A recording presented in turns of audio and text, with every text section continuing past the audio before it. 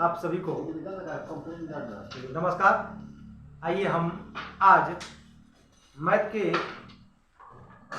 कुछ पूछे गए प्रश्नों का कुछ सलूशन आज लेंगे और जो भी 2018 ईपीपी में पूछा गया क्वेश्चन है उसका आज हम लोग सलूशन करेंगे। यह मॉडल पेपर हम लोग लेंगे।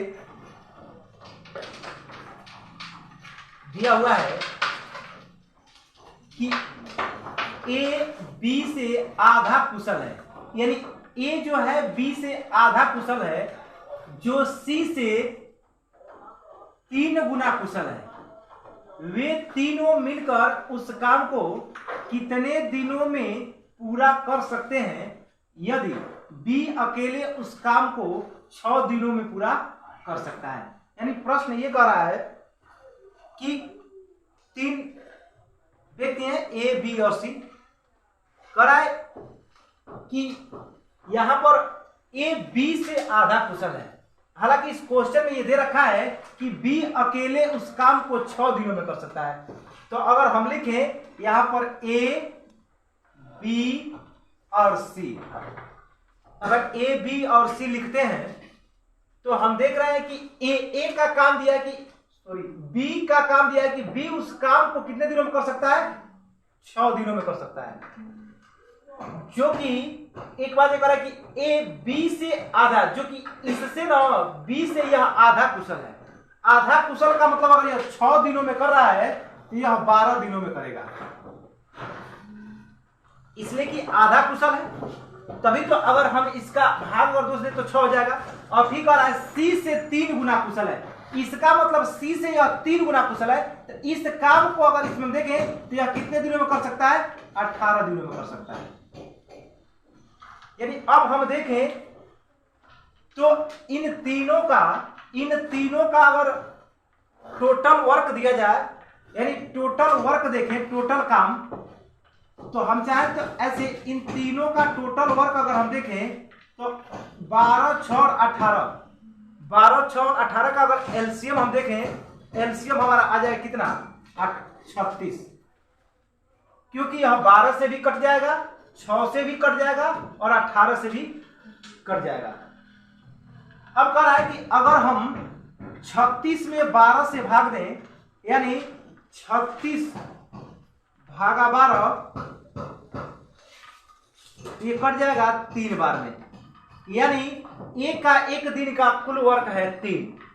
अगर हम बी का देखें तो हम अगर 36 में अगर भाग दे दें 6 से तो 6 बार में कट जाएगा, यानी हम देखें तो बी का एक दिन का काम है 6।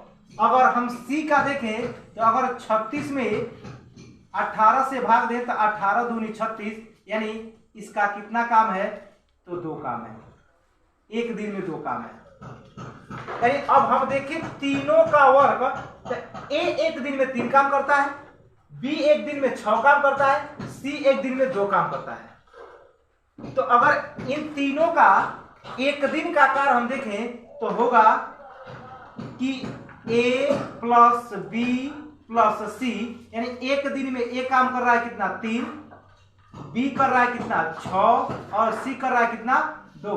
यानी टोटल काम इनका हम देखें तो 6 और 3 9 और 9 2 11, यानी टोटल तीनों मिलकर एक दिन में कितना काम कर देंगे? तो तीनों मिलकर एक दिन में 11 काम कर देंगे। अब हमारे पास कुल वर्क कितना है? तो कुल काम हमारे पास कितना है? 36। तो 36 काम है। अगर हम 36 में 11 से भाग दे दें तो होगा 11 3 33, बच जाएगा 3, यहां दशमलव लगाएंगे, एक 0 बढ़ाएंगे तो 11 दूनी 22, बच जाएगा 8 और 1, तो 11 7 77, मतलब इसका जो उत्तर निकल के आएगा वह 3.27 दिन होगा। यानी यह कितने दिनों में काम पूरा कर सकते हैं? कितने दिन में? तो हम अगर ऑप्शन में देखें तो ऑप्शन जो हमारा सही होगा वह ऑप्शन नंबर बी सही होगा। आइए अगला मॉडल का क्वेश्चन हम लेते हैं। आइए हम लोग दूसरे नंबर क्वेश्चन देखते हैं। दिया हुआ है यह भी कि √3 प्लस √27 प्लस √73 प्लस √64। अगर इसको हम लोग हल करें तो देखिए √3 प्लस √27 प्लस √73। अच्छा, हम 8 का अगर 64 का अगर हम वर्गमूल देखें 64 का, तो 64 को हम लिख सकते हैं कि 8 गुणे 8, और अगर 8 गुणे 8 अगर हम लिखेंगे इसमें से एक 8 बाहर निकल जाएगा, और एक 8 बाहर निकलेगा तो ये बनेगा 3 प्लस √27 प्लस √73 और प्लस 8। अगर 73 में 8 हम अगर जोड़ देते हैं तो √27 प्लस ये बन जाएगा 81। और हम अगर 81 का अगर हम वर्गमूल निकालेंगे तो 3 प्लस √27 और 81 को लिख सकते हैं √9 गुणे 9, यानी एक 9 यहां से बाहर निकलेगा तो आ जाएगा 3 प्लस √27 प्लस 9। और अगर 27 में हम 9 जोड़ते हैं तो यह आ जाएगा 3 प्लस √9 7 16 यानी 36 आ जाएगा। और हम आगे यहां देखें तो हम अगर 36 यानी √3 प्लस 36 का वर्गमूल कितना निकलता है तो 6, और 6 में अगर 3 जोड़ देंगे आ जाएगा 9, और 9 को अगर वर्गमूल याद करें तो 3 गुणे 3 यानी इसका उत्तर आ जाएगा 3। यानी ऑप्शन जो हमारा सही होगा यह ऑप्शन सी सही हो जाएगा। Option C is right answer. चलिए आइए देखते हैं क्वेश्चन नंबर 3। कह रहा है ए, बी और सी के बीच में 1152 रुपये का नुकसान 7/8/9 के अनुपात में विभाजित होना चाहिए, तो ए का हिस्सा क्या होगा? ए का हिस्सा हमको बताना है। मान लीजिए ए, बी और सी के अनुपात में जो नुकसान है वह 7/8/9 के अनुपात में है, यानी तीनों का नुकसान है। ये दिया हुआ है तो हम करेंगे क्या कि इन तीनों का नुकसान कितना है 1152। सबसे आसान है कि सबको जोड़ लीजिए, तो सबको अगर जोड़ दें हम तो 7 प्लस 8 प्लस 9 यह नुकसान किसके बराबर है तो 1152 के।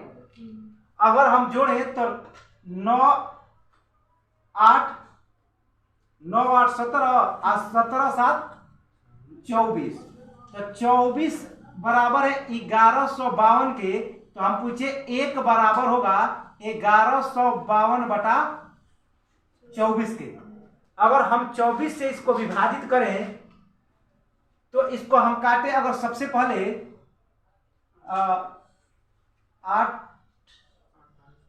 8 3 का 24, 8 से काटे तो 8 कम 8 बच गया 3, 8 चौको 32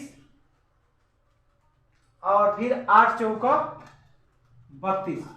अगर हम 3 से काटें तो 3 चौको 12 बच गया 2, 3 8 24, यानी एक बराबर है 48 के। एक बराबर है 48 के।